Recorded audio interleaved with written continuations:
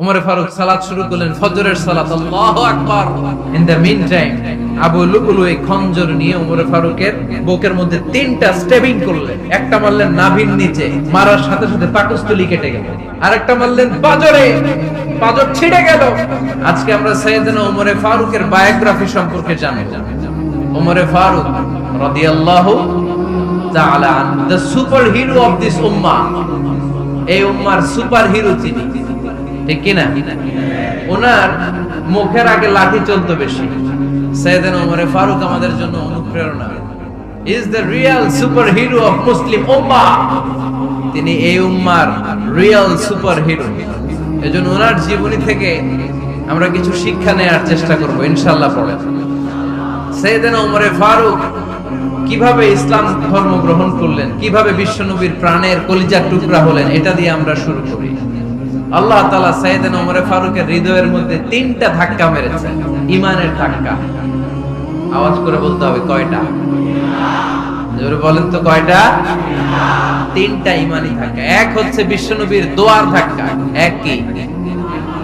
দোয়ার ধাক্কা। 2 হচ্ছে সূরা হাক্কা দিয়ে দিয়েছেন আল্লাহ এক ধাক্কা। সুবহানাল্লাহ পড়বেন না? 3 হচ্ছে সূরাতুত তাহা দিয়ে আল্লাহ দিয়েছেন আরেকটা ধাক্কা। এই 3টা ঈমানি ধাক্কা যখন সাইয়েদনা উমর ফারুকের হৃদয়ে লাগলো, উনি পড়তে আরম্ভ করেছেন, আশহাদু আল্লা ইলাহা ইল্লাল্লাহ ওয়া আশহাদু আন্না মুহাম্মাদান আবদুহু ওয়া রাসূলুহু। চিল্লায়ে পড়েন আল্লাহু আকবার। বিশ্বনবী মক্কায় বসে বসে তাহাজ্জুদের সালাত পড়ে আল্লাহর কাছে দোয়া করলেন, আল্লাহুম্মা আইজ্জাল ইসলাম বিআহাব্বির রাজুলাইনি ইলাইক। ও আল্লাহ, 2জন লোকের নাম বলবো, 2জনের দরকার নেই। এই 2জনের একজনকে আপনি ইসলামের সুশীতল ছায়া তলে এনে ইসলামকে বিজয় দান করে দেন। মুহূর্তের মধ্যে দোয়াটা কবুল করে নিয়েছে কে? বিশ্বনবী বললেন, আল্লাহ 2জনের নাম বলবো আজকের দোয়ায়। বিআবি জাহাল ইবনে হিশাম, হয়তো হিশামের বেটা আবু জাহেলকে আপনি ইসলামের ভিতরে নিয়ে আসেন, কিংবা ওমর ইবনুল খাত্তাব, খাত্তাবের বেটা ওমরকে আপনি ইসলামের ছায়া তলে নিয়ে আসেন। ওমরে ফারুকের জন্য দোয়াটা কবুল করে নিয়েছে কে? মক্কার যে অবস্থা, আল্লাহর হাবিব সাল্লাল্লাহু আলাইহি ওয়াসাল্লাম বুঝলেন, মক্কার এই 2জনের একজন যদি আমার সাথে না থাকে তাহলে মক্কায় দাওয়াতি কাজ চালিয়ে যাওয়া যাবে। আল্লাহর বললেন, আল্লাহ বেশি চাই না, এই 2জনের একজন, হয় আবু জাহেল নয় ওমর, হয় আবু জাহেল নয় ওমর। বিশ্বনবী যখন দোয়া করলেন, এই দোয়ার একটা ঈমানি ধাক্কা, নূরানি ধাক্কা সাইয়েদনা ওমর ফারুকের হৃদয়কে স্পর্শ করে ফেলল। দোয়া ইজ লাইক এ মিসাইল। এই যে আমরা দোয়া করি, এটা মিসাইলের মতো। যুদ্ধে মিসাইল হামলা করে না? মিসাইল হামলা করার পরে এই মিসাইল লক্ষ্য বস্তুতে যে ভেদ করে, ঠিক কিনা? তেমনি দোয়ার মতো যদি আপনি দোয়া করতে পারেন, আপনি যেই জন্য দোয়া করেছেন ঠিক ওই জায়গায় যে আপনার দোয়া স্পর্শ করে। সুবহানাল্লাহ পড়বেন না? বিশ্বনবীর দোয়ার মাধ্যমে প্রথমে সাইয়েদনা ওমর ফারুকের হৃদয়ে এক ধাক্কা লাগলো। 2 নম্বরে রব্বুল আলামিন সূরাতুল হাক্কা দিয়ে ওমর ফারুকের হৃদয়ের মধ্যে দিলেন এক ধাক্কা। পড়েন আল্লাহু আকবার। কোরআনের ভেতরে সূরাতুল হাক্কা নামে একটা সূরা আছে না নাই? আল হাক্কাতু মাল হাক্কা ওয়া মা আদরাকা মাল হাক্কা। পড়েন আল্লাহু আকবার। বিশ্বনবী যখন দোয়া করলেন, ওই দোয়া যখন সাইয়েদনা ওমর ফারুকের হৃদয়ে স্পর্শ করলো, সাইয়েদনা ওমর ফারুক সব সময় বিশ্বনবীরে ফলো করতে আরম্ভ করলেন। বিশ্বনবী ডানে গেলে লুকিয়ে লুকিয়ে ওমর ফারুক ডানে যায়, বিশ্বনবী বায়ে গেলে লুকিয়ে লুকিয়ে ওমর ফারুক বায়ে যায়। বিশ্বনবী একবার মসজিদুল হারামে যে নামাজ পড়তে শুরু করলেন, ওমর ফারুক তখন বিশ্বনবীর পিছু পিছু ছদ্মবেশে পেছন থেকে যে বিশ্বনবী কিভাবে নামাজ পড়ে দেখতে শুরু করলেন। বিশ্বনবী ইন দা মিন টাইম এশার নামাজে আল হাক্কাতু মাল হাক্কা তেলাওয়াত শুরু করে দিলেন। আল হাক্কাতু মাল হাক্কা তেলাওয়াত শুরু করে দিলেন। তেলাওয়াত করতে করতে বিশ্বনবী যখন তেলাওয়াত করতেছে, ওমর ফারুক এরকম দুলতেছে আর মজা পাচ্ছে। ও মিয়া, বিশ্বনবীর কণ্ঠ বুঝি আমার মতো কণ্ঠ, আপনার মতো কণ্ঠ, আহমদ বিন ইউসুফের কণ্ঠ, আব্দুল বাসিতের কণ্ঠ না। বিশ্বনবীর গলায় যে কি সুরের ঝংকার আল্লাহ দিয়েছে, কি সুরের লহরী আল্লাহ দিয়েছে, একবার যে শুনতো পাগল হয়ে যেত।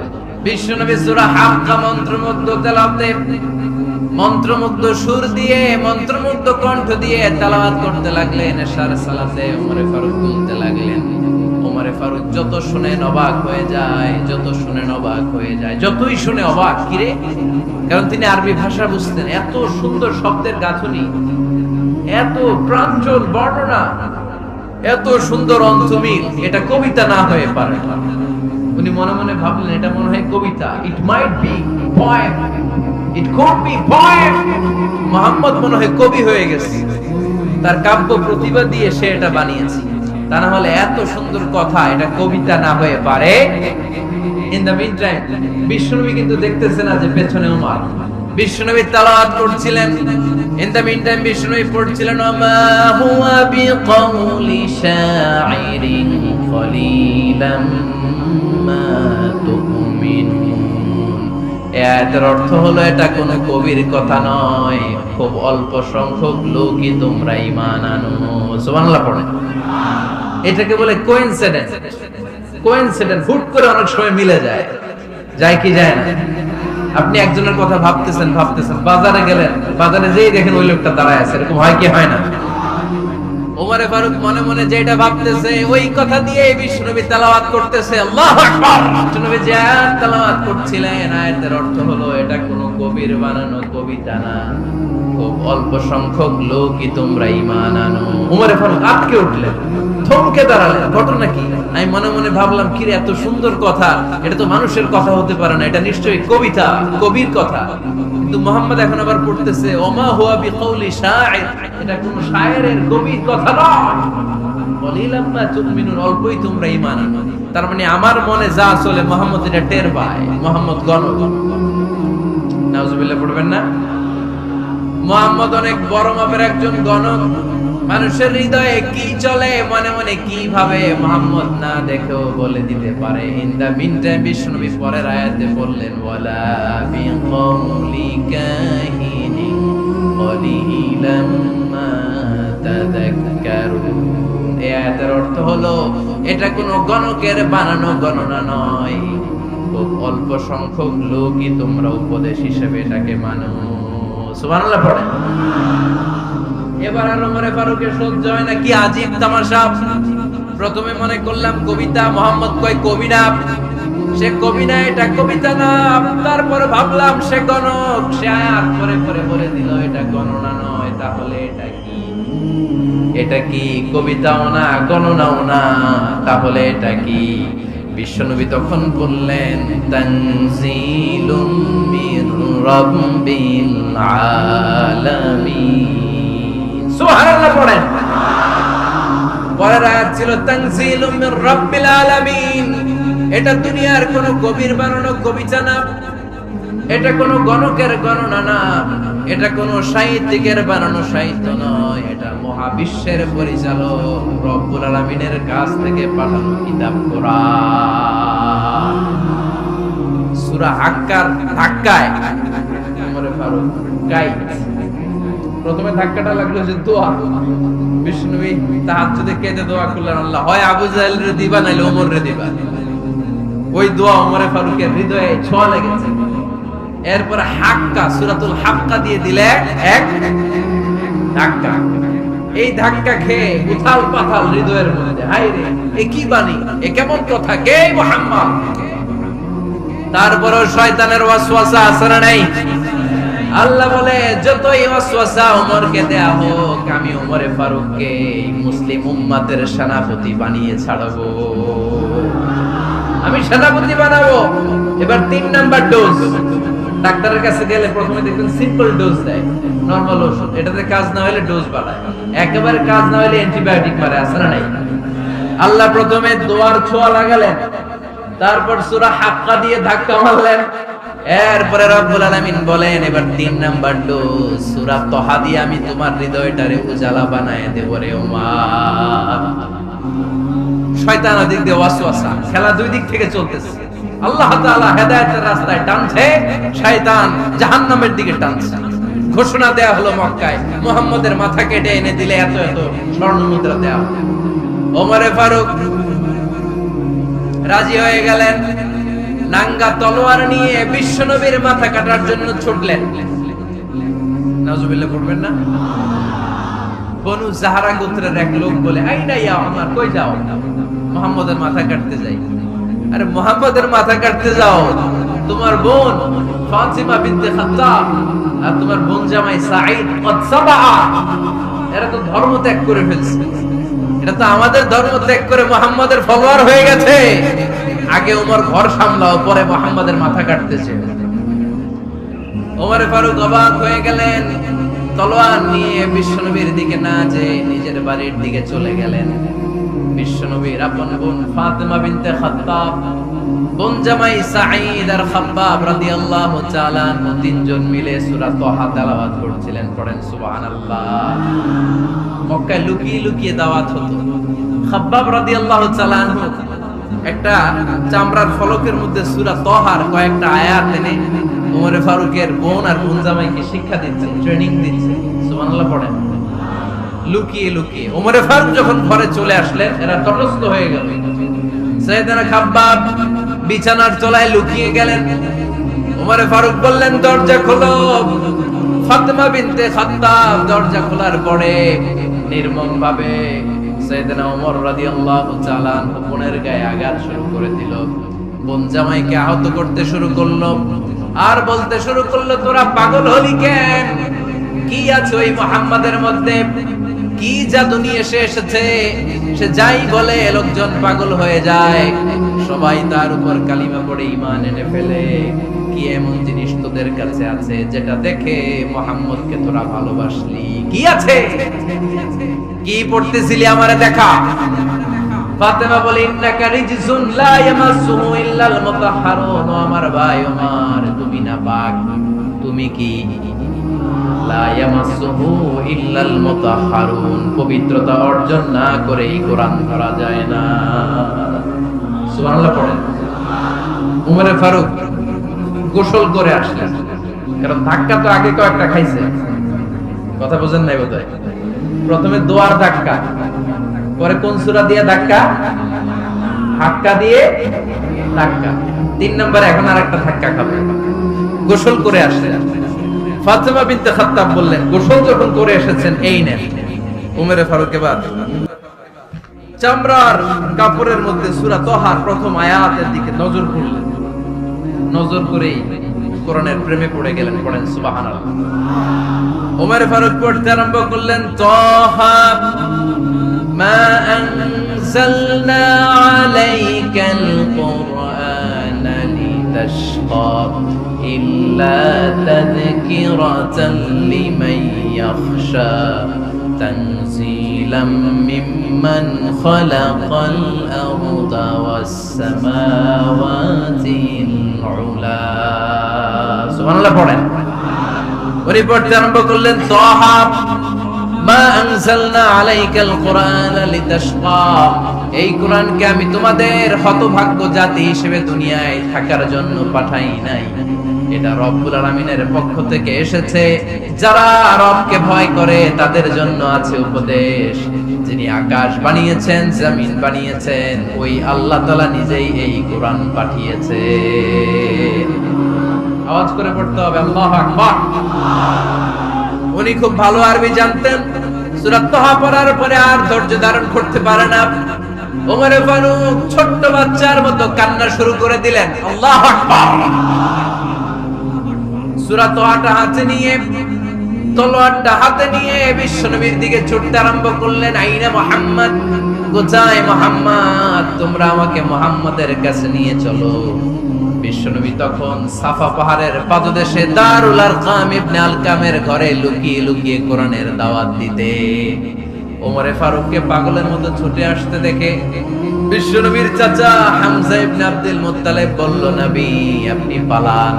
ওই যে খাত্তাবের বেটা ওমর আপনাকে অপমান করার জন্য, আক্রমণ করার জন্য তেড়ে এসেছে। সাহাবীরা বললেন নবী আপনি পালিয়ে যান, আমরা সামাল দেব। বিশ্বনবী বললেন না, আমি পালাবো না, বরং তোমরা সরে যাও। ওমর ইবনুল খাত্তাবকে আমার দরবার পর্যন্ত আসতে দাও। আমার তো মনে হচ্ছে ওই যে তাহাজ্জুদের নামাজ শেষে চোখের পানি ছেড়ে যে আমি আল্লাহর কাছে দোয়া করেছি, আজকে আমার ওই দোয়াটা কবুল হতে শুরু করেছে। আমার তো মনে হচ্ছে আমার দোয়া কবুল হবে, আসতে দাও। ওমর ফারুক এসে বললেন আশহাদু আল্লা ইলাহা ইল্লাল্লাহ ওয়া আশহাদু আন্না মুহাম্মাদান আবদুহু ওয়া রাসূলুহু। আমি সাক্ষ্য দিলাম আল্লাহ ছাড়া কোনো ইলাহ নাই, নিশ্চয় আপনি আল্লাহর প্রেরিত বান্দা এবং রাসূল। পড়েন সুবহানাল্লাহ। ওমর ফারুক যখন কালিমা শাহাদা পড়ে মুসলমান হয়ে বিশ্বনবীর হাতে হাত রাখলেন, নমুসলিম সাহাবীদের মধ্যে খুশি আর আনন্দের বন্যা বয়ে গেল। নমুসলিম হাতে গোনা সাহাবারা আল্লাহর প্রশংসা করলেন। বিশ্বনবী সাইয়েদনা ওমর ফারুককে জড়িয়ে ধরলেন। ওমর ফারুক আবার বিশ্বনবীরে বললেন, নবী গো, আলাসনা আলাল হক, আমরা কি সত্যের উপরে আছি নাকি আমরা ভুলের উপরে আছি? বিশ্বনবী বললেন, বালা নাহনু আলাল হক, আমরা এই সত্যের উপরে আছি। সুবহানাল্লাহ পড়েন। আলাসনা আলাল হক, নবী আমরা কি সত্যের উপরে নাই? হ্যাঁ অবশ্যই ওমর, তুমি সত্যের উপরে আছো। ওমরে ফারুক বললেন, তাহলে ফাফিমাল ইখতিফা, তাহলে লুকায় লুকায় আর দাওয়াত দেব কেন? আমি তো কালিমা পড়ে ফেলছি, আসেন আমার সাথে বের হই। ফাফিমাল ইখতিফা, আর লুকায় লুকায় কেন? আসেন আমরা বাইরে বের হই। বিশ্বনবী বললেন, ওমর এটা মাক্কি জীবন, এখানে আমরা একটু গোপনে গোপনে দাওয়াত দিতে চাই। ওমরে ফারুক বলে, না, আমার দায়িত্ব, আমি একটা মিছিল দিতে চাই নবী। আল্লাহর নামের তাকবীর দিতে দিতে দারুল আরকাম থেকে শুরু করে মসজিদুল হারাম পর্যন্ত একটা মিছিল দিয়ে আমি মক্কা কাঁপায়া দেব। অনুমতি দেন। বিশ্বনবী দিতে চান। ওমরে ফারুক অনেক বোঝানোর পরে স্বল্প পরিসরের একটা অনুমোদন পাওয়া গেল বিশ্বনবী সাল্লাল্লাহু আলাইহি ওয়াসাল্লামের কাছ থেকে। কিন্তু মিছিল যে দিবে, মিছিলের জন্য লোকের দরকার আছে না নাই? এখানে লোক নাই, আমি একাই মিছিল দিতেছি। এটা জমবে, মিছিল জমবে।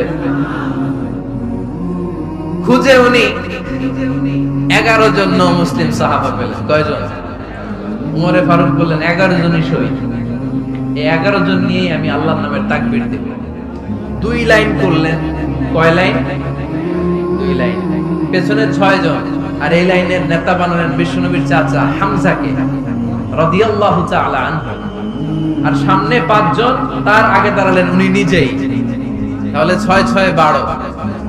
বললেন এই 2 লাইনই আমরা তাকবীর দিতে দিতে, বেশি না, এই দারুল আরকামের ঘর থেকে, আপনারা জানেন যে সাফা মারওয়া এখন যে সাই হয়, এই সাফার পাদদেশে ছিল দারুল আরকামের ঘর। উনি বলেন এখান থেকে ওই যে কাবার গিলাফ দেখা যায়, কাবার গিলাফ পর্যন্ত আমরা এই তাকবীর নিয়ে ওখানে যাব। সুবহানাল্লাহ পড়বেন না? ওখানে উনি দাঁড়িয়ে ছোট্ট একটা ভাষণ দিয়েছিলেন। উনি বলেছিলেন, মান আরাদা আন তাসকুলা উম্মু ওয়া ইয়াজামা ওয়ালাদু ওয়া তারমিলা যাওজাতুহু ফালিয়াসুদ্দানি। খেয়াল করে শুনেন, কান দুইটা খরগোশের কানের মতো খাড়া করেন। উনি এক বাক্যের একটা ভাষণ দিলেন। ভাষণ দিতে জানলে বড় ভাষণ দেয়া লাগে না। এক বাক্যের ভাষণ দিয়ে গোটা বিশ্বকে ঝাঁকুনি মারা যায়। চিল্লায় বলো ঠিক কিনা? ওমর ফারুক এক বাক্যের একটা ছোট্ট ভাষণ দিলেন। মান আরাদা আন তাসকুলা উম্মু, মায়ের এই মক্কায় কে আছো মায়ের বুক খালি করতে চাও? ইয়া আজামা ওয়ালাদু, কে আছো বাচ্চাগুলোরে, নিজের সন্তানগুলোরে ইতিম বানাতে চাও? কে আছো তারমিলা যাওজাতুহু, নিজের স্ত্রীকে বিধবা বানাতে চাও? ফালিয়া সুলতানি, বুকের পাটা থাকলে আমি ওমর রে থামাও। ফালিয়া সুলতানি, দেখি মক্কায় কার কবর বুকের পাটা। কে আছো মায়ের বুক খালি করতে চাও, সন্তান রে এতিম বানাতে চাও, স্ত্রীকে বিধবা বানাতে চাও? ফালিয়া সুলতানি, পারলে আমারে ঠেকাও। এই বলে উনি আল্লাহু আকবার, আল্লাহু আকবার, আল্লাহু আকবার বলে স্লোগান শুরু করে দিলেন। এক এক স্লোগানে মক্কার মরুজমিন থারথার করে কাঁপতে আরম্ভ করল। মিছিলের আওয়াজ শুনে আবু জাহেল বাইরিস, উতবা বাইরিস, শাইবা, ওয়ালিদ ইবনে মুগিরা সব বের হইছে। কি রে, আমার এলাকায় এত বড় স্লোগান, কার এত সাহস? বের হয়ে দেখে মিছিলের সামনে ওমর। ওমর রে দেখে দিছে এক দৌড়। কারণ ওমরে ফারুককে থামানোর মতো বাপের বেটা মক্কায় দ্বিতীয়টা কেউ ছিল না। আওয়াজ করে বলেন ঠিক কিনা? ওমরে ফারুক আল্লাহু আকবার বলে স্লোগান দিতে দিতে মসজিদুল হারামের ভেতরে ঢুকে গেল। কাবার গিলাফ ধরার পরে সেদিন মিছিল থেমেছে ওই আল্লাহর নামের স্লোগান। সেদিন কেউ থামাতে পারে নাই, কিয়ামত পর্যন্ত কেউ থামাতে পারবে না। চিল্লায় বলো ঠিক কিনা?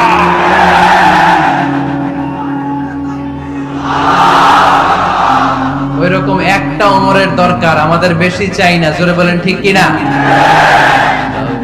দাদা আমায় আবার ওমর দারাজ দিল দাও খোদা দাদা আমায় আবার ওমর দারাজ দিল দাও আলীর মতো বীর সেনানী, আলীর মতো বীর সেনানী জাগাতে নিখিল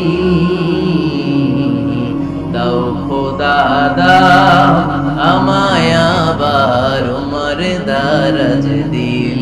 সুবহানাল্লাহ পড়েন। একটা ওমর লাগবে। চিল্লায় বলেন কয়টা? ওই ওমরের অপেক্ষায় বাংলাদেশ সহ গোটা মুসলিম উম্মাহ, ঠিক কি না? ওদিক থেকে গুতা মারলে আমরা এদিকে যাই।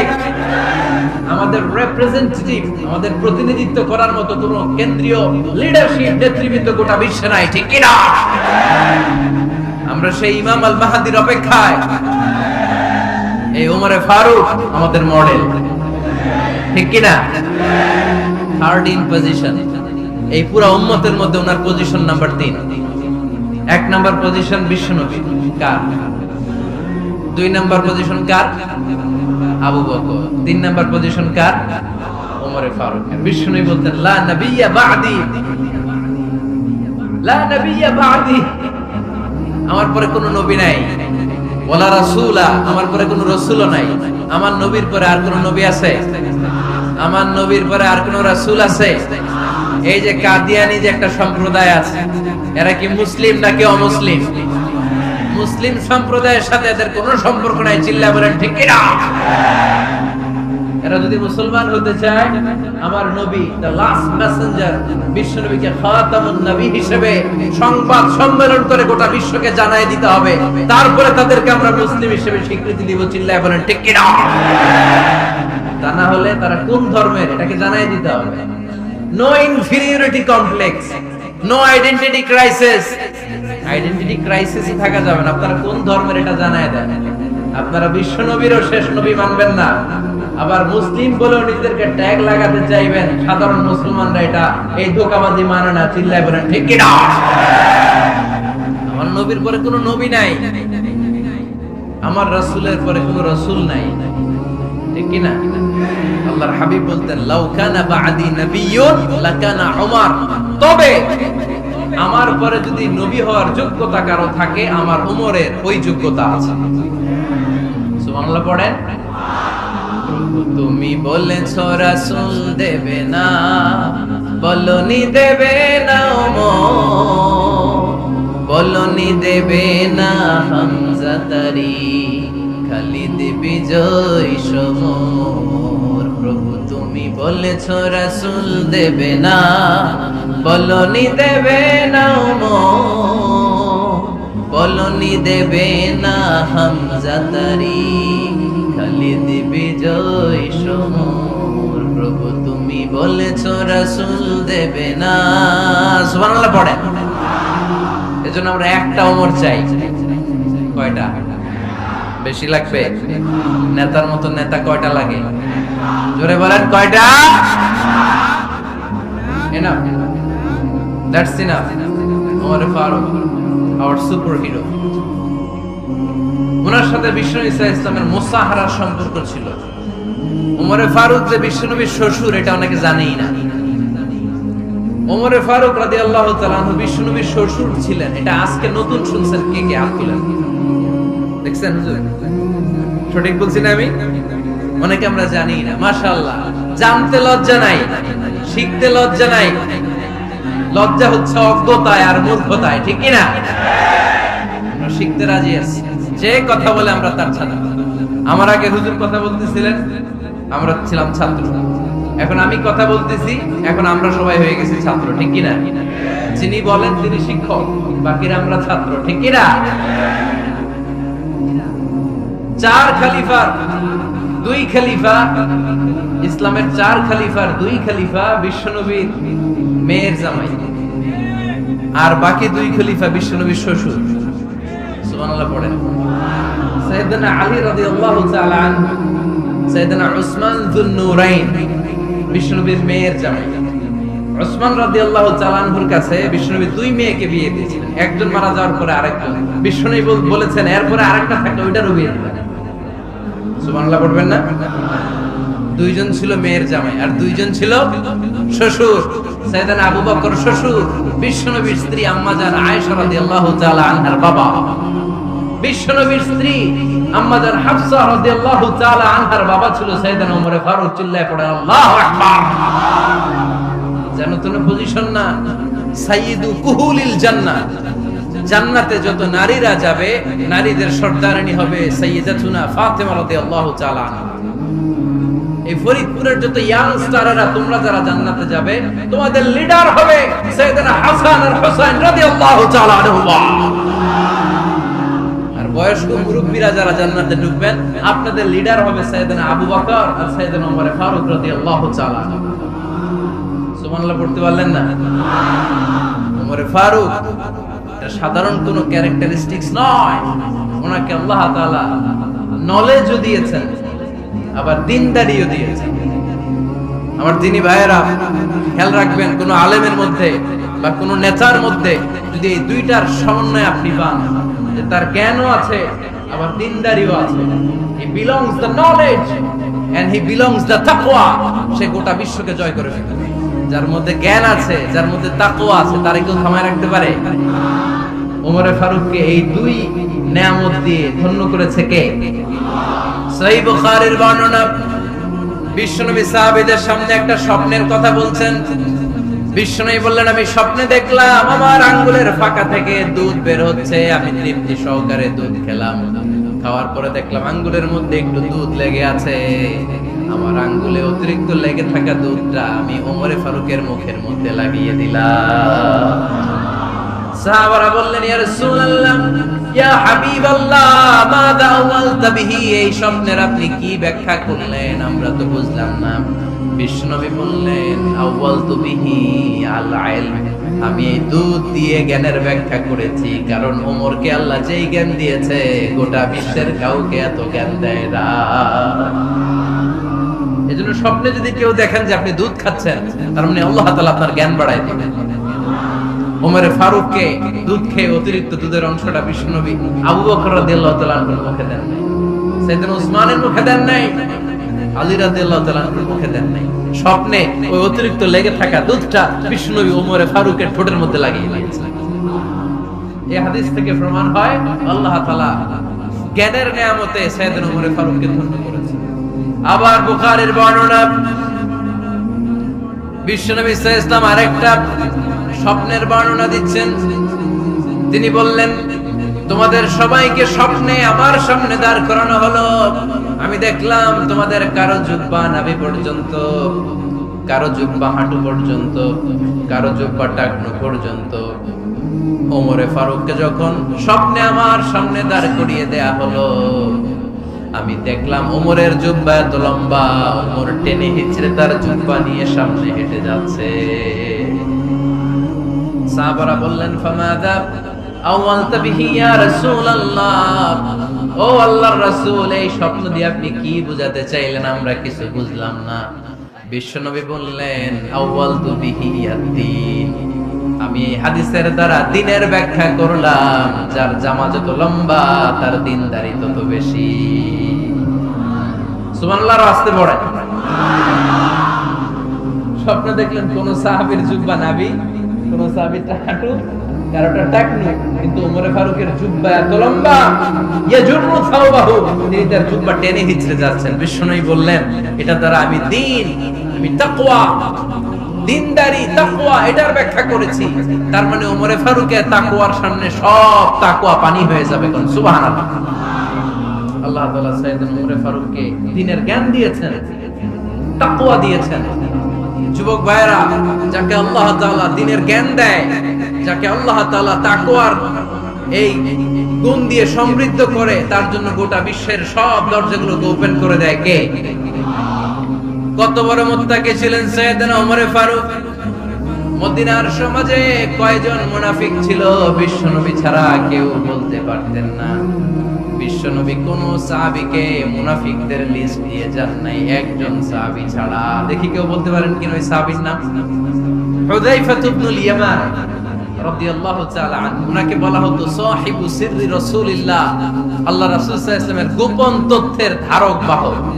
বিশ্বনবী ইন্তেকালের আগে মদিনার সমাজে মোট কয়জন মুনাফিক আছে এই তথ্য আবু বকরকে বলেন নাই, ওমর রাদিয়াল্লাহু তাআলা আনহুকে বলেন নাই, উসমান রাদিয়াল্লাহু তাআলা আনহু, আলী রাদিয়াল্লাহু তাআলা আনহু, আশারাতুল মুবাশশিরিনা বিল জান্নাহ কোন সাহাবীকে বলেন নাই। শুধুমাত্র কেবলমাত্র একমাত্র হুযায়ফা ইবনুল ইয়ামান রাদিয়াল্লাহু তাআলা আনহুর কাছে মুনাফিকদের লিস্টে বিশ্বনবী দিয়ে গিয়েছে।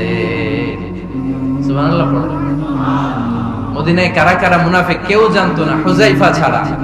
কে ছাড়া? নামটা আজকে মুখস্থ করেন, যাতে অন্য কোন ওয়াজে কেউ জিজ্ঞেস করলে বলতে পারেন। মুনাফিকদের লিস্ট যে সাহাবীর কাছে বিশ্বনবী দিয়ে গিয়েছিলেন, সাহাবীর নামটা কেমন লাগে? অনেকে আমারে জিজ্ঞেস করে, হুজুর আমার ছেলে হবে আগামী মাসে, একটা নাম দেন। নাম দিয়ে দিলাম হুযায়ফা। যাদের হবে ছেলে, এলাকায় যাদের নেক্সট কয়েক মাসে ছেলে হবে, খালি হুযায়ফা চলবে। কি চলবে? ভাল লাগে নামটা? ভাল লাগে? রাইখেন, অনেক সুন্দর নাম। উনি জানতেন মুনাফিক কারা। দেখেন ওমরে ফারুকের তাকওয়ার লেভেলটা কত হাই।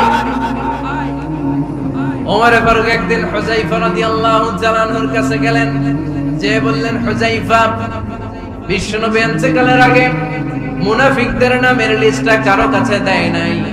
আমার জানা নাই, সাইয়েদনা আবু বকরের জানা নাই, কোন সাহাবীর জানা নাই, তুমি ছাড়া। আমি তোমার কাছে জানতে চাই, আমি ওমরের নামটা ওই মুনাফিকদের খাতায় আছে কিনা আমার একটু বলো। আমার ওমরের নামটা ওই মুনাফিকদের লিস্টিতে একটু আছে কিনা, নামটা একটু বলো। যদি থাকে আমি ভালো হয়ে যাব। আমি নেফাককে দূর করে পাক্কা মুমিন হতে চাই। আমার নাম যদি মুনাফিকের লিস্টে থাকে আমি তো শেষ।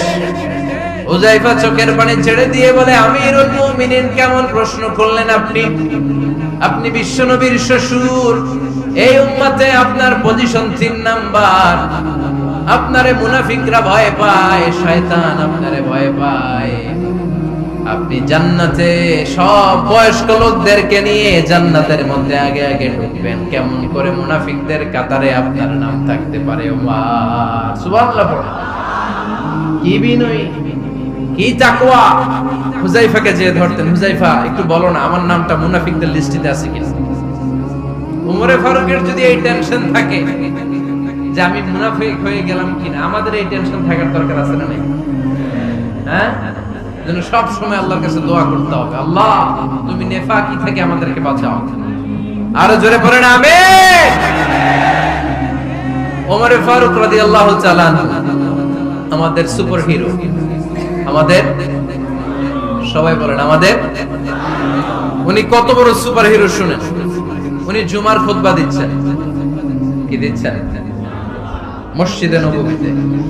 খুতবার মাঝখানে হঠাৎ বললেন, ইয়া সারিয়াতাল জাবাল, ইয়া সারিয়াত ইবনে জানিমিল জাবাল। এই কথা বলেই আবার খুতবা দিতে শুরু করলেন। উনার এই ইয়া সারিয়াত ইবনে জানিমিল জাবালের সাথে আগের কথারও কোনো মিল নাই, পরের কথারও কোনো মিল নাই। জুমার নামাজের পর মুসল্লি সাহাবারা ধরলেন, বললেন, ইয়া আমিরাল মুমিনিন। খুতবার মাঝখানে হঠাৎ করে ইয়া সারিয়াত ইবনে জানিমিল জাবাল বলে আপনি চিৎকার করলেন কেন? আপনার এই বাক্যের সাথে আপনার খুতবার আগের বাক্যের কোনো মিল নাই, আপনার খুতবার পরের বাক্যেরও কোনো মিল নাই।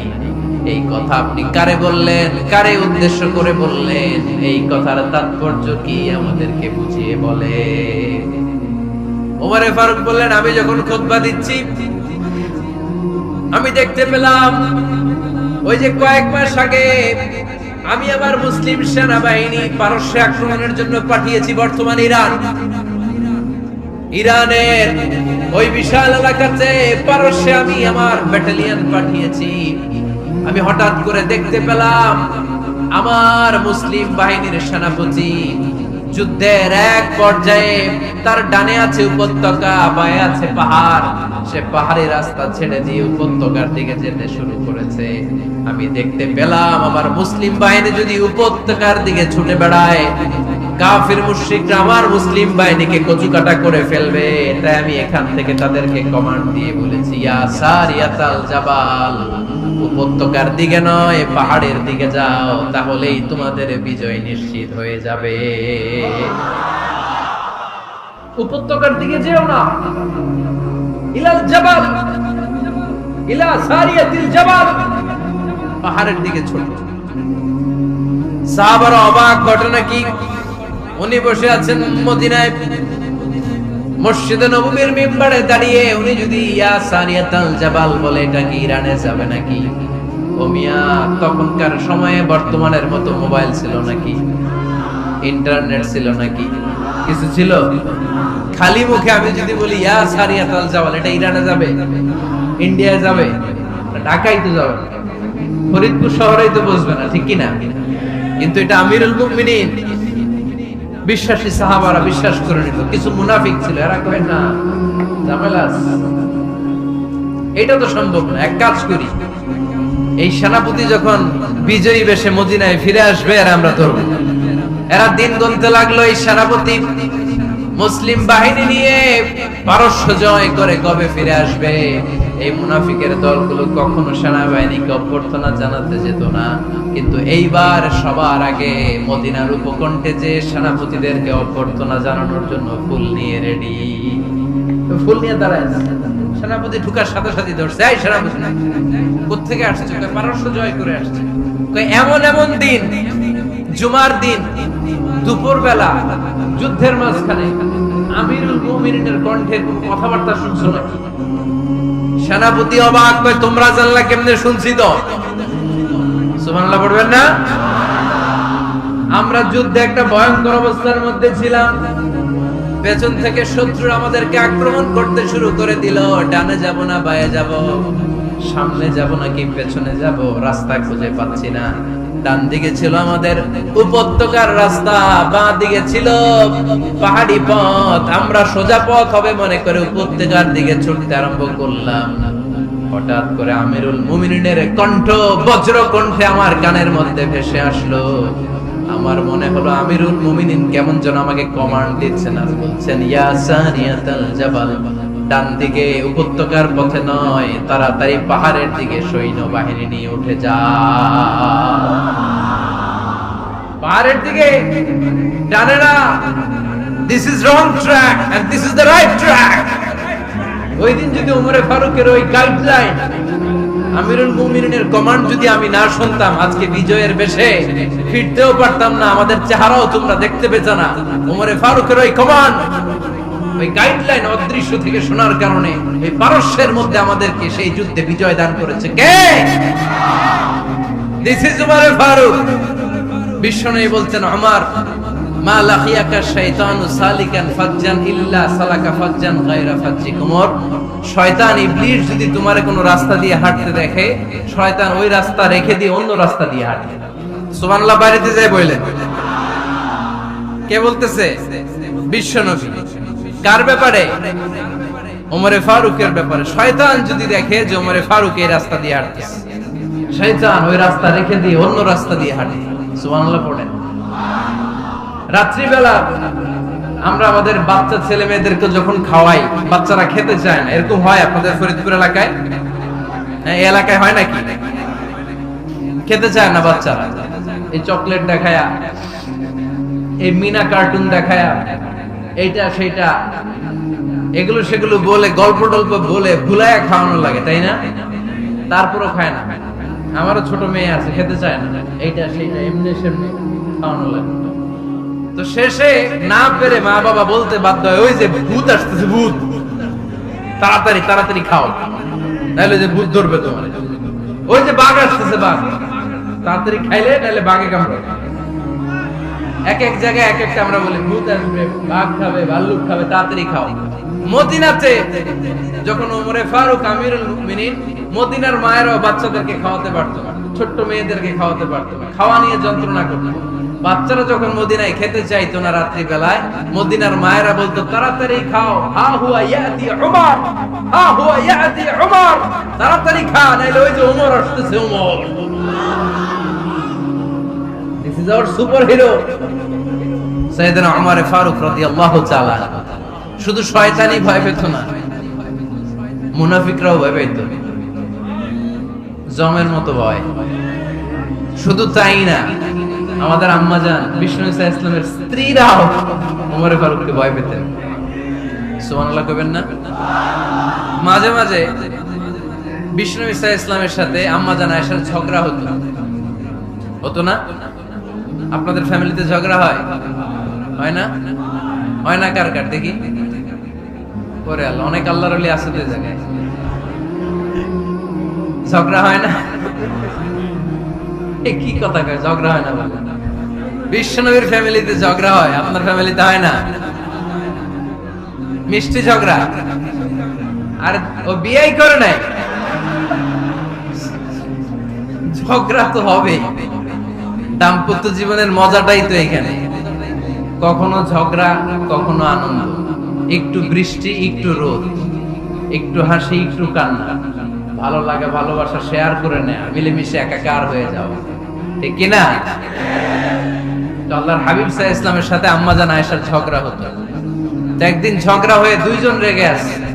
খবরদার দুইজন রেগে থাকবেন না, একজন রাগলে আরেকজন থেমে যাবে, কারণ এই ছোট্ট ঝগড়া থেকে এটা অনেক সময় বিচ্ছেদের দিকে গড়ায়। আমার প্রিয় ফরিদপুরবাসী, ভাবি রেগে গেলে আপনি রাগেন না, ওই দিন আপনি একটু ঠান্ডা থাকেন। আবার আপনি রেগে গেলে, আমার মাইকের আওয়াজ যদি ভাবিরা শুনেন, আপনারা রেগে যায় না, একটু ঠান্ডা থাকবেন।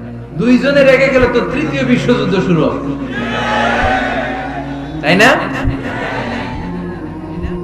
একজন রেগে গেলে আরেকজন ঠান্ডা, কারণ এই সামান্য ঝগড়া থেকে ইগোর কারণে এটা বিচ্ছেদ আর ডিভোর্স পর্যন্ত গড়ায়। আর শয়তান এখানে উস্কানি দেয়, কারণ ইমানদারদের ফ্যামিলি ভাঙতে পারলে শয়তান সবচেয়ে বড় খুশি হয়, আর ইমানদারদের ফ্যামিলি টিকে থাকলে খুশি হয়ে যায় কে? আম্মাজান আয়েশা রাদিয়াল্লাহু তাআলা আনহার সাথে বিষ্ণু সাল্লাল্লাহু আলাইহি ওয়াসাল্লামের ঝগড়া হতো মাঝে মাঝে। একবার ঝগড়া হলো, বিষ্ণু সাল্লাল্লাহু আলাইহি ওয়াসাল্লামের রাগ, আম্মাজান আয়েশাও রাগ। বিষ্ণু বললেন, আয়েশা, ঝগড়া করে আর কতক্ষণ থাকবো, আসো মিটমাট করি। আয়েশা রাদিয়াল্লাহু বললেন, ঠিক আছে, মিটমাট করব। তো বিষ্ণু সাল্লাল্লাহু আলাইহি ওয়াসাল্লাম বললেন, মিটমাটের জন্য কারে ডাকবো? ওমরে ডাকি। কয় না, ওমরে না, ওমর গালিজ, ওমর অনেক রাগে, আমার ডর লাগে। কয় তাহলে তোমার আব্বারে ডাকি। কয় ডাকে। কি খুশি! মেয়েদের মধ্যে অভ্যাসটা আছে না নাই? তাহলে তোমার আব্বারে ডাকি। ডাকেন। ডেকে নিয়ে আসা হলো। আবু বকর রাদিয়াল্লাহু তাআলা আনহু দাঁড়ালেন, আম্মাজান আয়েশা দাঁড়ালেন, বিশ্বনবীও দাঁড়ালেন। বিশ্বনবী বললেন, আয়েশা, তোমার আব্বা আসছে, এবার ঘটনা খুলে বলার পালা, তুমি বলবা নাকি আমি বলবো? আম্মাজান আয়েশা বললেন, আপনি বলেন, তবে ওয়ালা তাকুল ইল্লা হাক্কান, যেটা ঘটছে ওইটাই বললেন, মিথ্যা কথা কইেন না। আবু বকর রাদিয়াল্লাহু তাআলা আনহু রেগে মেগে আগুন। কি এই কথা তুমি কেমন করে বলো? বিশ্বনবীকে মিথ্যা কথা কখনো বলবে? রেগে মেগে দিলেন মেয়ের গালে এক চড়। বানিয়ে বলতেছি না, মুসনাদ আহমদ ইবনে হাম্বলের হাদিস। বাবার হাতের থাপ্পড়কে আম্মাজান আয়েশা উল্টে বললেন। সাইয়েদনা আবু বকর রাগে গড়গড় করছেন, আবার মারার জন্য তেড়ে গেলেন। এবার বাঁচার জন্য আম্মাজান আয়েশা বিশ্বনবীর পিছনে যে আশ্রয় নিলেন, বিশ্বনবী বাঁচানোর জন্য দুই হাত মেলে দাঁড়িয়ে গেলেন। পড়েন সুবহানাল্লাহ। বিশ্বনবী যখন দুই হাত মেলে দাঁড়িয়ে গেলেন, সাইয়েদনা আবু বকর রাদিয়াল্লাহু আনহু থেমে গেলেন। সাইয়েদনা আবু বকর রাদিয়াল্লাহু তাআলা আনহু ঘর থেকে বের হয়ে বারান্দায় দাঁড়ালেন। পড়েন সুবহানাল্লাহ। এবার বিশ্বনবী আম্মাজান আয়েশার কাছে যেয়ে বলেন, ইয়া আয়েশা, কাইফা রাআইতিনি আনকাসতুকি মিনার রাজুল, দেখছো কেমনে বাঁচাইলাম? আমি না থাকলে বর্তমানে ফেলতো আজকে। আমি বাঁচাইছি তোমারে, আমি আমার লগে ঝগড়া করো তুমি। লজ্জায় পড়ে আম্মা জান আয়েশা খিলখিল করে হেসে দিলেন, বিশ্ব নবীও হেসে দিলেন। দুইজনের হাসির মধুর আওয়াজ শুনে সাইয়েদনা আবু বকর বাইরে থেকে অবাক, কিরে এতক্ষণ না ঝড় তুফান, এখন দেখি হাসি। সালাম দিয়ে অনুমতি নিয়ে ভিতরে ঢুকলেন, ঢুকে দেখেন আম্মা জান আয়েশাও হাসে, বিশ্ব নবীও হাসে। এ হাসি দেখে আবু বকর রাদিয়াল্লাহু আনহু হেসে দিলেন, আরশের উপর থেকে খুশি হয়ে গেলেন কে? এবার সাইয়েদনা আবু বকর রাদিয়াল্লাহু তাআলা আনহু বললেন, ইয়া রাসূলুল্লাহ আশরিকানি ফি সিলমিকুমা কামা আশরাকতুমানি ফি হারবিকুমা। ও নবী, যুদ্ধ লাগলে, দুইজন যুদ্ধ লাগলে মীমাংসার জন্য যেমনি আমারে ডাকেন, এরকম হাসি আর আনন্দের মুহূর্তেও আমারে একটু ডাকেন। আশরিকানি ফি সিলমিকুমা কামা আশরাকতুমানি ফি হারবিকুমা। নবী, আপনাদের মধ্যে ঝগড়া লাগলে সন্ধি করার জন্য আমারে যেমনি ডাকেন, আপনাদের হাসি খুশি আনন্দ খুনসুটি এই মজাদার মুহূর্তগুলোতে আমারে বঞ্চিত রাখেন না, আমার একটু ডাকেন। সুবহানাল্লাহ পড়ে। এই মুসনাদে আহমদ ইবনে হাম্বলের হাদিস শোনার উদ্দেশ্য হচ্ছে, বিশ্বনবী প্রথমে ওমর ফারুকের নাম বলেছিলেন। সাইয়েদনা আয়েশা বলেন, না আমি ডরাই। হাইবা, দিস ইজ কল্ড হাইবাতু উমর। একবার বিশ্বনবীর সব বিবিরা ধরলেন, ও নবী আমাদেরকে এটা দেন, ওইটা দেন, ঘরে এইটা নাই, ওইটা নাই, ওইটা নাই। বিশ্বনবীকে, আমার কাছে কিচ্ছু নাই, যদি এমনি আমার বউ হয়ে থাকতে চাও থাকো, তাহলে যা, তা না হলে যা লাগবে কিনে দেব, সাথে সাথে তালাকও দিয়ে দিব। কিছু দিতে পারবো না, আমার নাই তো, সামর্থ্য নাই। কিন্তু বিবিরাও ছাড়া না, এটা দেন ওইটা দেন। বিশ্বনবী রহমতের নবী, বিবিদেরকে বুঝাতেও পারেন, বিবিরা আবদার করতেছে, নবী এটা লাগবে ওইটা লাগবে। ইন দ্য মিন টাইম বিশ্বনবী একজনের সালাম শুনতে পেলেন, কে যেন দরজায় দাঁড়িয়ে বলতেছে আসসালামু আলাইকুম। বিশ্বনবী দরজার দিকে তাকালেন, তাকিয়ে বললেন ওয়া আলাইকুমুস সালাম, আর বুঝতে পারলেন এটা আমার ওমরের সালাম। সালাম দেওয়ার পরে বিবিদের দিকে তাকায় দেখে একজন বিবিও নাই, সব অন্দর মহলের ভিতরে দৌড়। সুবহানাল্লাহ পড়তে পারলেন না? This is our super hero Omar. এরকম ওমর একটা লাগবে, চিল্লায় বলেন কয়টা? একটা ওমর গোটা বিশ্বকে সোজা করে দিবে। একটা ওমর সবল আর দুর্বলের সব পার্থক্য দূর করে দিবে, মাজলুমের উপর জালিমের অত্যাচারের অবসান ঘটায় দিবে, গোটা বিশ্বটাকে সাম্য, মৈত্রী, ভালোবাসার ইনসাফ দিয়ে পরিপূর্ণ করে দিবে। সেই ওমরের অপেক্ষায় আমরা। নিজের ছেলেকে 80টা বেত মেরেছেন। কয়টা? 80টা বেত মেরেছেন। এই ব্যাপারে অনেকগুলো বর্ণনা পাওয়া যায়। সবচেয়ে সহিহ বর্ণনা হচ্ছে মুয়াত্তা ইমাম মালিকের বর্ণনা। ওমর ফারুক রাদিয়াল্লাহু তাআলা আনহুর ছেলে আব্দুর রহমান মারুফুন বিআবি শাহমা ছিলেন মিশরে, ওখানে নাবিজ খেয়েছিলেন। নাবিজ হচ্ছে আরব দেশের লোকেরা দুধের মধ্যে শক্ত খুরমা রাত্রে বেলা ঢেলে দিত, ঢেলে দিলে সারা রাত ওই খুরমার রসটা দুধের সাথে মিশে দুধটা লাল হয়ে যেত। এটারে সকালবেলা খেত, খুব সুস্বাদু, এটাকে বলে নাবিজ। কিন্তু এটা রাতে ভিজাইলে সকালেই খাইতে হয়, রেখে দিলে আবার একটু সমস্যা হয়। তো ওমর ফারুকের ছেলে নাবিজ খেয়েছেন, মদ খাননি, নাবিজ। কিন্তু নাবিজ খাওয়াতে সাকরান চলে এসেছে। সাকরান চলে আসাতে এটা যখন প্রমাণিত হয়েছে, আমর ইবনে আল-আস রাদিয়াল্লাহু তাআলা আনহু নাকি 80 বেত মেরেছেন মিশরে। কয় বেত? নিয়ম হচ্ছে সবার সামনে, কিন্তু সবার সামনে না মেরে একটু গোপনে মেরেছে। এই তথ্য যখন ওমর ফারুকের কাছে এসেছে, উনি বললেন না, মারতে হবে সবার সামনে, আলাদা মাল্লা কেন? ও মদিনায় ফিরে আসলে আমি আবার 80টা মারব।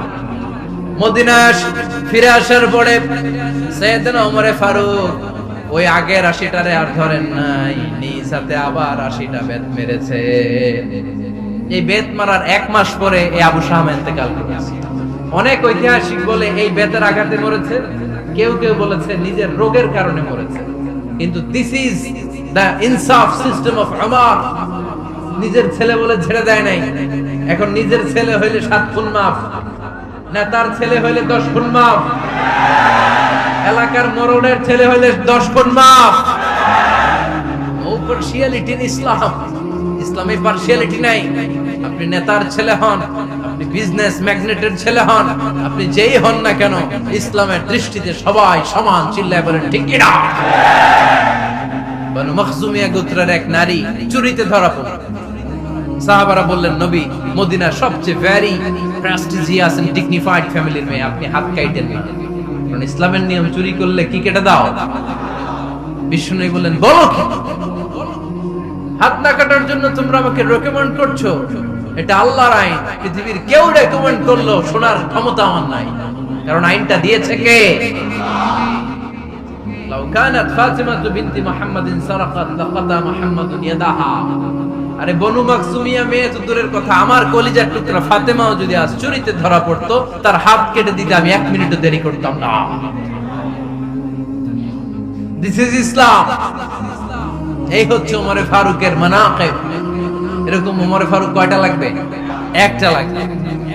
এই সাইয়েদনা ওমরে ফারুক মদিনার প্রথম চিফ জাস্টিস ছিলেন। সর্বপ্রথম ওনার পরামর্শে সাইয়েদনা আবু বকর রাদিয়াল্লাহু তাআলা আনহু কোরআনকে সংকলন করেছেন। আমরা এই যে কোরআন পড়ি 30 পারা, এমদাদিয়া লাইব্রেরি 114টা সূরা, কত সুন্দর সন্নিবেশ করা হয়েছে, এখানে সাজানো হয়েছে। আল্লাহর হাবিব সাল্লাল্লাহু আলাইহি ওয়াসাল্লামের সময় কি এরকম কোরআন ছিল নাকি? ছিল? খেজুর পাতার মধ্যে, গাছের বাকলের মধ্যে, ওটের বড় হাড্ডির মধ্যে আর পাথরের মধ্যে খোদাই করা কোরআন ছিল। সাইয়েদনা আবু বকরের সময় রাদিয়াল্লাহু তাআলা আনহুর সময় যুদ্ধ হলো, 70 জন হাফেজ সাহাবী ইন্তেকাল করলেন। সাইয়েদনা আবু বকর রাদিয়াল্লাহু তাআলা আনহুকে ডেকে ওমরে ফারুক বললেন, ও আবু বকর, এইভাবে হাফেজে কোরআন সাহাবীরা যদি দুনিয়া থেকে বিদায় হয়ে যায়, আল্লাহর কোরআনও তো বিদায় হয়ে যাবে। আমার পরামর্শ হলো আপনি সব বয়োজ্যেষ্ঠ সাহাবীদেরকে একসাথে করে কোরআনের সব কাগজগুলোকে একসাথে করে একটা নির্ধারিত কপির মধ্যে কোরআনকে সংকলন করে ফেলে। সাইয়েদনা আবু বকর বললেন, যেটা আমার নবী করে না, এটা আমি কেমনে করি? কিন্তু ওমরে ফারুক নাছোড়বান্দা বলে না, এটা করলে কোনো খারাপ হবে না, ভালোই হবে। মুসলিম উম্মার জন্য এক জায়গায় কোরআন সন্নিবেশিত থাকবে, আপনি করেন। সাইয়েদনা আবু বকর রাজি হয় না, ওমরে ফারুকও ছাড়ে না। ওমরে ফারুক বলতে বলতে বলতে বলতে এমন ভাবে সাইয়েদনা আবু বকর রাদিয়াল্লাহু তাআলা আনহুকে ধরলেন, সব শেষে সাইয়েদনা আবু বকর ওমরে ফারুকের কথায় কোরআন সংকলনে রাজি হয়ে গেলেন। পড়েন সুবহানাল্লাহ। উনি বললেন, ওমর যখন আমাকে বারবার বুঝাতে লাগলো, আল্লাহ তাআলা আমার হৃদয়টা ওমরের কথা শোনার জন্য খুলে দিলেন। আল্লাহ তাআলা কেমন যেন আমাকে ইলহাম করলেন, আবু বকর করো, এই কাজের মধ্য দিয়ে আমি আমার কোরআনকে গোটা বিশ্বে জীবিত রেখে দেব। This is Umar. এই যে আমরা হিজরি সনের যে আমরা গণনা করি, এই হিজরি সনের প্রবর্তক হচ্ছে সাইয়েদনা ওমরে ফারুক। সাইয়েদনা ওমরে ফারুক এই হিজরি সনের গণনা শুরু করেছেন। সাহাবারা বলল, আমিরুল মুমিনিন, খ্রিস্টানদের ঈসাই সন আছে, আমাদের মুসলমানদের কোনো সন নাই।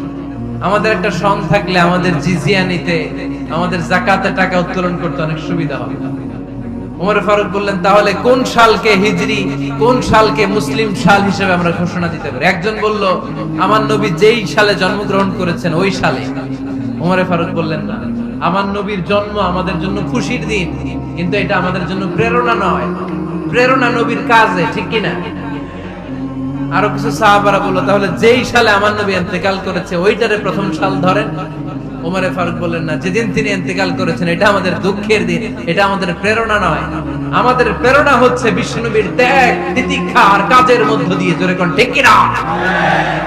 ওমর ফারুক বললেন, যেদিন বিশ্বনবী ইসলাম রক্ষায় নিজের মাতৃভূমি ছেড়ে মক্কা থেকে মদিনায় গিয়েছেন, ওই দিনটাকে হিজরি প্রথম দিন ধরে আমরা হিজরি সাল গণনা করে শুরু করে দেব।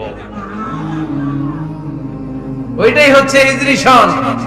সেখান থেকে হিজরি সনের প্রবর্তন করেছেন সাইয়েদনা ওমর ফারুক রাদিয়াল্লাহু তাআলা আনহু।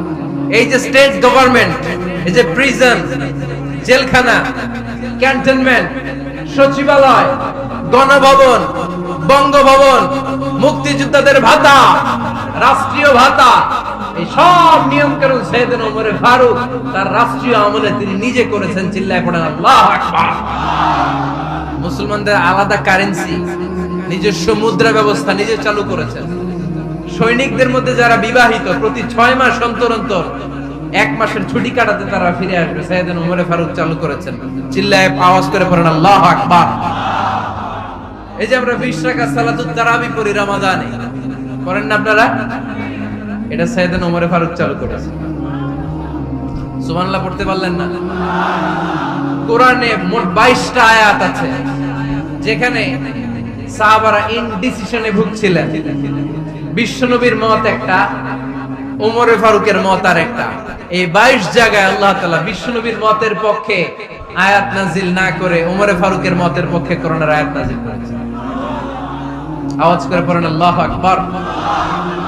সাইয়েদনা ওমর ফারুক। আমরা সাহাবীদের জীবন চরিত পড়তে চাই না, কত যে অনুপ্রেরণামূলক দৃষ্টান্ত সাইয়েদনা ওমর ফারুক আমাদের জন্য রেখে গিয়েছে। ওমর ফারুক যখন খলিফা, দিনের বেলায় যদি রাষ্ট্রে কোনো নিয়ম জারি করতেন, দিনের বেলায় জনগণকে কোনো বিষয়ে যদি নিষেধ করতেন, রাত্রে বেলায় খাওয়ার সময় ফ্যামিলি মেম্বারদের সবাইকে বলতেন, এই দিনের বেলা আমি জনগণকে এই কাজ করতে নিষেধ করেছি, তোমরা আমার ফ্যামিলি মেম্বার, খবরদার তোমরা এই কাজ করো না। জনগণ করলে যতটুকু শাস্তি, তোরা করলে পাবি ডবল শাস্তি। সুবহানাল্লাহ কইবেন না? আমাদের নেতারা ওই বাড়ির বিচার করে, ওই বাড়ির মাইয়ার বিচার, ওই বাড়ির পোলার বিচার, নিজের পোলা গাঞ্জা টানে আসরা নাই, নিজের মেয়ে অপরাধ করে আসরা নাই। কি নেতা ছিলেন ওমর ফারুক! আগে নিজের ঘর সামলিয়েছেন, আগে নিজেকে সামলিয়েছেন, নিজের ঘর ঠিক করেছেন। বলেছেন জনগণ করলে যত বেদ, তোরা করলে double Veda. This is call leader. ঠিক কি না? এক বাবা এসে বললেন, ওমর ফারুক আমার ছেলে কথা শোনে, বেয়াদব। ওমর ফারুক ছেলেরে ডাকলেন, বাবা তুমি তোমার আব্বা জানের কথা শোনো না, এটা তো কবিরা গুনাহ। ছেলে বলে, ওমর ফারুক সব দায় দায়িত্ব আল্লাহ ছেলে মেয়েদেরকে দিয়েছে, বাবা মাকে কোনো দায়িত্ব দেয়নি। ওমর ফারুক বললেন, অবশ্যই দায়িত্ব দিয়েছে। তাহলে বলেন আমার বাবার দায়িত্ব কি? উনি বললেন, প্রাইমারিলি প্রথমত 3 দায়িত্ব। আইয়ান চাকিয়া উম্মাহ, পৃথিবীর প্রতিটি বাবার উচিত ছেলেদের মেয়েদের জন্য ভালো মায়ের ব্যবস্থা করা। 2 নম্বরে আইয়ুহসিনা ইসমা, সুন্দর তার একটা নাম রেখে দেয়া। 3 নাম্বার ইউআল্লিমাহুল কিতাব, তার আল্লাহর কিতাব শিক্ষা দেওয়া। এবার ছেলেকে আমার আব্বা 3টার একটাও করে না। এবার ওমর ফারুক রেগে গেলেন, বাবার কাঁধে ধরলেন, বললেন তুই ছেলের জন্য বিচার নিয়ে আসলি, তোর 3টা দায়িত্বের একটাও তুই পালন করিস নাই। ছেলে বলে, আমিরুল মুমিনিন আমার মা নর্তকী, আমার মা মাজুসি, আমার মায়ের মধ্যে কোনো আদব কাদব নাই, সুন্দরী দেখে আমার মা রে বাবা বিয়ে করছে, আমার মায়ের কাছ থেকে জীবনে কিছু শিখি নাই। 2 নাম্বার সাম্মানি খানফাসা, আমার বাবা আমার নাম রেখেছে চামচিকা। কি নাম রাখছে? এটার নাম হইলো একটা, এরকম উল্টা পাল্টা নাম আছে না? নাই না, এগুলো রাখবেন না। আব্দুল্লাহ রাখবেন, আব্দুর রহমান রাখবেন। আর একটা কি বলছে আজকে? হুযায়ফা রাইখা দিয়ে পারবেন? ওয়ালাম ইউআল্লিমনি হারফাম মিন কিতাবিল্লাহ আমিরুল মুমিনিন। শুধু তাই না, আল্লাহর কোরআনের একটা অক্ষর আমার বাবা কোনোদিন আমারে শিক্ষা দেয় না। ওমর ফারুক রেগে গেলেন, এবার বাপের কান্দে ধইরা মারতে শুরু করলেন। তুই পোলার নামে বিচার নিয়ে এসেছিস, তোরে মাইর দিব আগে।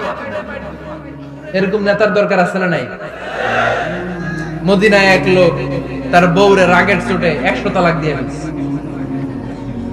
কয় তালাক দেয়ার নিয়ম? কয়টা দিছে? কয়টা? এবার স্ত্রী কাঁদতে কাঁদতে এসে বলে, আমিরুল মুমিনিন দেখেন, আমার স্বামী আমারে রেগে মেগে 100 তালাক দিছে। ওমর ফারুক বললেন, দইরা নিয়ে এটা নিয়ে আসা হলো। ওমর ফারুক বললেন, কয়টা তালাক দিয়েছো? কয় 100টা। কেন দিছো? কয় মাথা গরম আছিল। এরকম আছে না? তালাক দেওয়ার সময় সব তালাক, তুই তালাক, তোর মা তালাক, তোর বোন তালাক, সব তালাক। তালাক দিবে ওয়াইফ রে, দিতেছে সবাই রে। তোমার ফারুক বললেন, দিবে 3টা, 100টা দিলা কেন? কয় মেজাজ গরম ছিল। কয় দাঁড়া, আত-তালাকু মিন শাআইরিল্লাহ, তালাক হচ্ছে আল্লাহর দেয়া বিধানের একটা নিদর্শন। এটা নিয়ে তুই খামখেয়ালি করলি? আমার রায় শোন, আমার রায় হচ্ছে 3 তালাকে তোর বউ তালাক, বাকি 97 তালাক তোর পিঠের উপরে পড়বে। এরকম বিচারের দরকার আছে না নাই? এরকম দৃষ্টান্তমূলক বিচার যদি বাংলার জমিনে দেয়া হতো, আর কোন নারী ধর্ষিতা হতো, আর কোন নারীকে অ্যাসিড মারা হতো, আর কোন নারী যৌতুকের জন্য কান্না করত, একটা আমল লাগবে, বেশি না। কয়টা লাগবে? তিনি গভর্নর সিস্টেম চালু করেছিলেন, governor system, Islamic state. Bahrain, Yemen, মিসর, কুফা, বসরা, মক্কা, মদিনা, এই 7 জায়গায় 7 জন গভর্নর পাঠিয়েছেন। তাদের থেকে তথ্য নিতেন। এই গভর্নর সিস্টেম উনি বানিয়েছেন। সাইয়েদনা আমর ইবনে আল-আস রাদিয়াল্লাহু তাআলা আনহুকে পাঠিয়েছেন মিশরে। মিশরে একটা দৌড় প্রতিযোগিতা হতো। ওই দৌড় প্রতিযোগিতায় আমর ইবনে আল-আস রাদিয়াল্লাহু তাআলা আনহুর ছেলে অংশগ্রহণ করেছে, কিন্তু এক মিশরি ওই দৌড় প্রতিযোগিতায় চ্যাম্পিয়ন হয়ে গেছে। রানার্স আপ হয়েছে আমর ইবনে আল-আসের ছেলে। এবার মিশরি ফার্স্ট আর গভর্নরের ছেলে সেকেন্ড। রাগের চোটে আমর ইবনে আল-আসের ছেলে ওই মিশরির মাথার মধ্যে কয়েকটা বাড়ি মেরেছে। মিশরি বলে, আমার মারলা কেন? তুমি খেলায় পারো না, আমারে মারলা কেন? কয় আনা ইবনুল আকরামিন, আমি গভর্নরের পোলা, আমি যা বলবো এটাই হবে, আমার উপরে কথা নাই। মিশরি ওইখানে আর ঝগড়া বাঁধায় নাই, মনে দুঃখ নিয়ে মদিনায় চলে আসলেন। এসে বললেন, আমিরুল মুমিনিন, আপনি আমর ইবনুল আস রাদিয়াল্লাহু তাআলা আনহুকে মিশরের গভর্নর বানিয়ে পাঠিয়েছেন। একটা প্রতিযোগিতায় আমি চ্যাম্পিয়ন হয়েছি, ওনার ছেলে হয়েছে রানার আপ। কেন সে চ্যাম্পিয়ন হতে পারে নাই? এই কারণে আমার মাথায় লাঠি দিয়ে 3টা বাড়ি মেরে বিচারটা দিছে কার দরবারে? কথা বুঝেন নাই বোধহয়? ওমর ফারুকের দরবার। ওমর ফারুক বললেন, তাই আগামী বছরের অমুক তারিখ আমি সব গভর্নরদেরকে ডেকে হিসাব নিতে, ওই দিন তুই থাকবি, পারবি না? মিশরে বলে, পারবো মানে অবশ্যই পারবো। ওই দিন 7 রাজ্য থেকে 7 গভর্নর হাজির, গভর্নরদের ছেলেরাও হাজির, মিশরীয় হাজির। 7 গভর্নরের কাছ থেকে 7 এলাকার খোঁজ খবর নেয়ার পরে ওমরে ফারুক বললেন, আইনাল মিসরি, মিশরি লোকটা কই, এদিকে আয়। মিশরি সামনে আসার পরে বলল, আমর ইবনুল আস, তুমি মিশরের গভর্নর, তোমার ছেলে সহ তুমি আসো।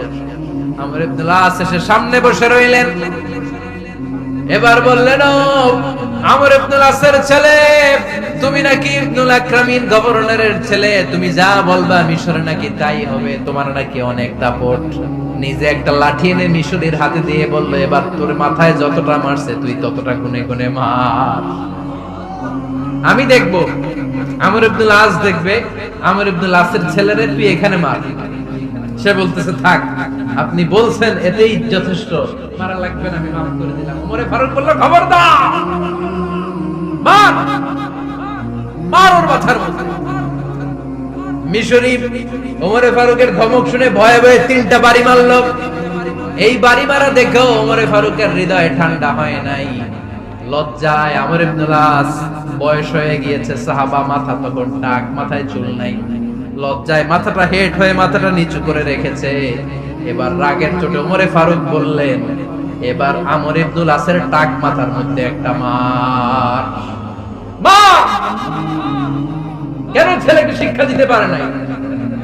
ইয়া আমর ইবনুল আস, মাতা জাআলতুমুন নাস আবিদা, তোমরা কখন মিশরীদেরকে নিজেদের দাস বানায় নিলা? ওয়াকাদ ওয়ালাদাতুম উম্মুহুম আহরারা, আর ওদের মায়েরা তো ওদেরকে স্বাধীন সন্তান হিসেবে প্রসব করেছে।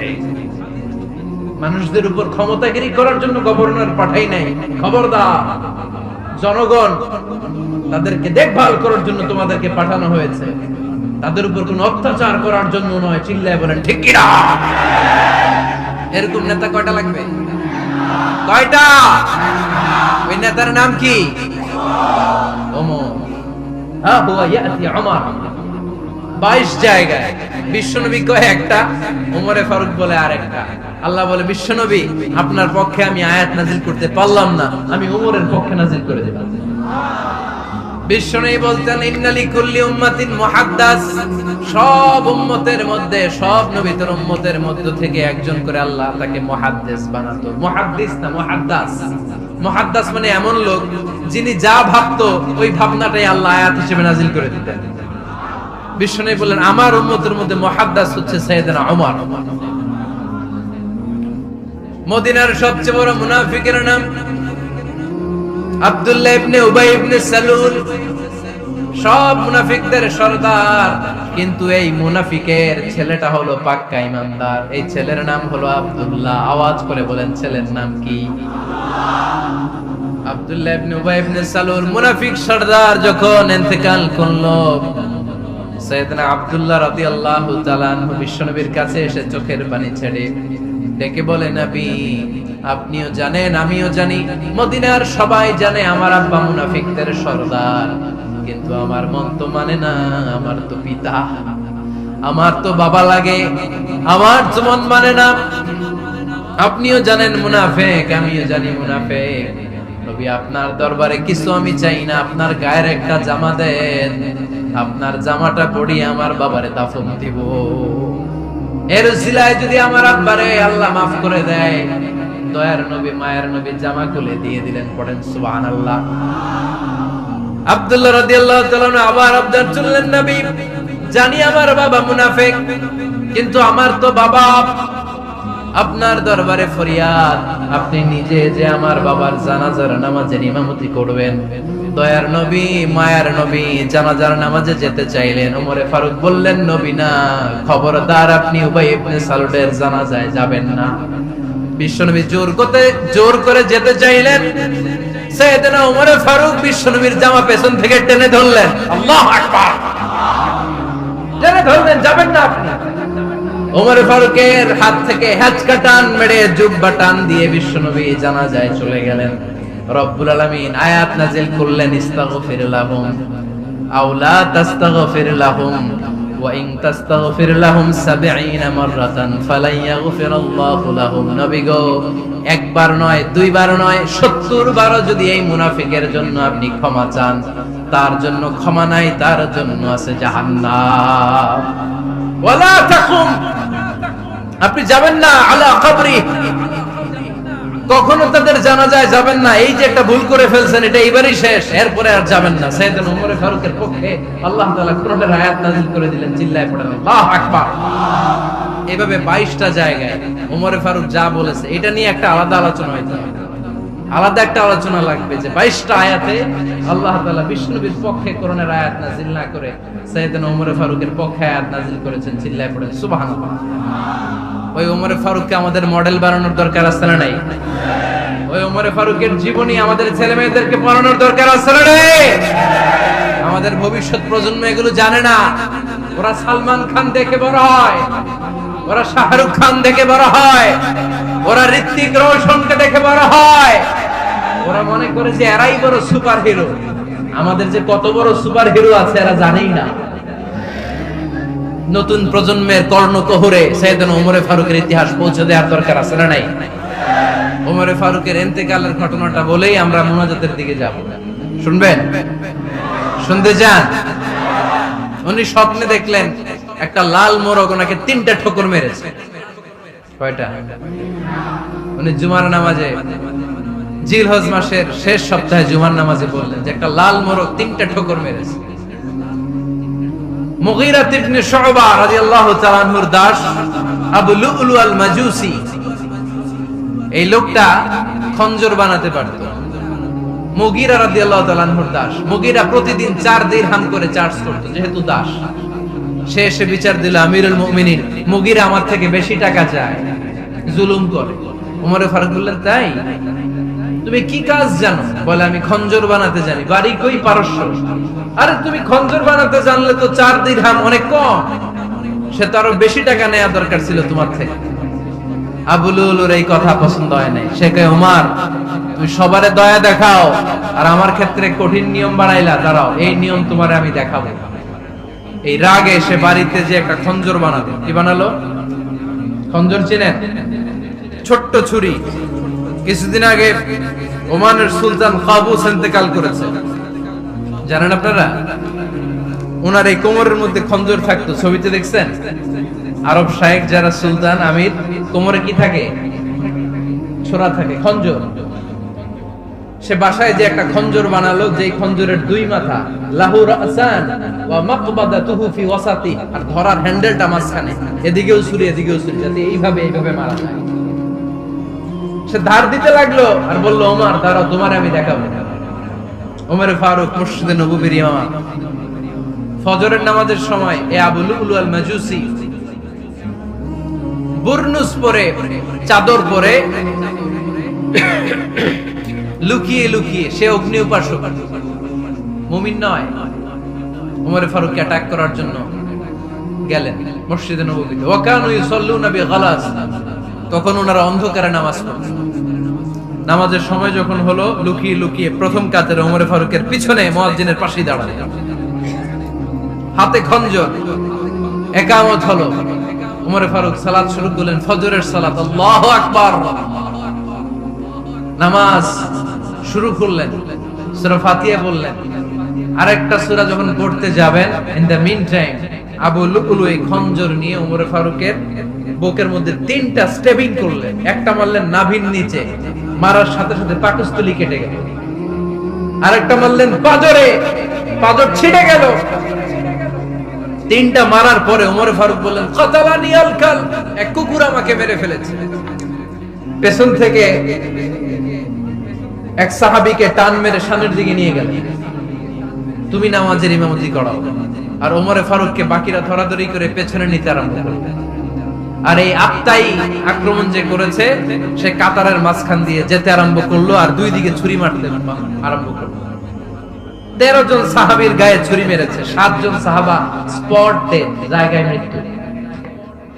এই ভয়ঙ্কর অবস্থা দেখে এক সাহাবী বুরনুস, এক ধরনের জুব্বা আছে মাথাওয়ালা, অনেকে জ্যাকেট পরছেন না এরকম মাথাওয়ালা, লম্বা জুব্বা আছে, আর উপরে শীতে পড়ে মাথাওয়ালা। এই মাথাওয়ালা জুব্বা বের করে এক সাহাবী জালের মতো তার দিকে উড়ায় মারে। ওই বুরনুসের মধ্যে পেঁচিয়ে আবু লুলু মাটিতে পড়ে গেল আর সুইসাইড করে ফেলল, নিজের বুকে নিজে মেরে আত্মহত্যা। যে সাহাবীকে ইমামতির জন্য দাঁড় করালেন, উনি ছোট্ট সূরা দিয়ে প্রথম রাকাতে সূরা আল কাউসার, দ্বিতীয় রাকাতে সূরাতুল ইখলাস দিয়ে নামাজ শেষ। ওমর ফারুক বেহুশ। ওমর ফারুক কি বেহুশ। সবাই কান্নাকাটি করতেছে, সবাই দেখতে গেলেন, এখন হুঁশ ফিরে না। মুখের মধ্যে, মুখ খুলে রাষ্ট্রের চিকিৎসক মুখের মধ্যে দুধ দিলেন, ওই নাভি দিয়ে দুধ বের হয়ে যায়, পাকস্থলী কেটে ওখান দিয়ে দুধ বের হয়ে যাচ্ছে। তারা বলল, ওনারে বাঁচানো সম্ভব না, দেখেন হুঁশ ফিরে কিনা। হুঁশ ফিরলে ওনার পরে কে আমির হবে, উনি যেন প্যানেল ঠিক করে দিয়ে যায়। সবাই তাকিয়েছে ওমর ফারুকের চোখের দিকে। আল্লাহর মেহেরবানিতে ঘন্টা খানিক পরে উনি চোখ খুললেন। চোখ খোলার পরেই বলেন নাই, ও মা আমি মরে যাই। চোখ খোলার পরে উনি বলেন নাই, কে মারলো আমারে। চোখ খোলার পরে উনি বলেন নাই, আমার পরে নেতা কে হবে। চোখ খোলার পরে সর্বপ্রথম কথাটি ছিল, আসল্লান নাস, আমার নেতৃত্বে যে ফজরের নামাজটা শুরু হয়েছিল, এটাকে ঠিকমতো তোরা পড়েছিলি? আমার নেতৃত্বে যে ফজরের জামাত শুরু হয়েছিল, সেটা ঠিকঠাক মতো সমাপ্ত হয়েছিল কিনা আগে বল। আসল্লান নাস, নামাজটা হয়েছে কিনা বল। সুবহানাল্লাহ কইতে পারলেন না? This is Umar, hour super hero. নেতা অনেকগুলো লাগে না, এরকম নেতা একটাই যথেষ্ট, যে গোটা বিশ্বকে কাঁপায় দিতে পারে। চিল্লায় বলো ঠিক কিনা? আমরা চাই আমাদের ছেলেগুলো ওমর ফারুকের মতো বড় হোক। আমরা চাই আমাদের ছেলে মেয়েগুলো খাব্বাব, খুবাইব, সাইয়েদনা আলী, উসমান, আবু বকর রাদিয়াল্লাহু তাআলা আনহুর অনুসরণে বড় হোক, ঠিক কিনা? আমরা একটা ওমর চাই, যিনি আমাদেরকে সালাতের শিক্ষা দিয়ে গিয়েছেন, ইন্তেকালের আগে বলেছেন সাল্লান নাস। এজন্য আমরা যেন নামাজ কখনো নষ্ট না করি। আল্লাহর জমিনে দ্বীন বাস্তবায়নে আশাদ্দুহুম ফি আমরিল্লাহি ওমর। ওমর রাদিয়াল্লাহু তাআলা আনহুর মতো এত কঠোর কেউ ছিলেন না।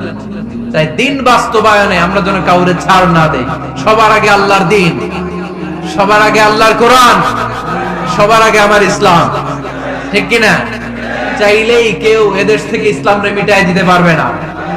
যে দেশে আল্লাহু আকবার ধ্বনির সাথে সাথে সূর্য ওঠে,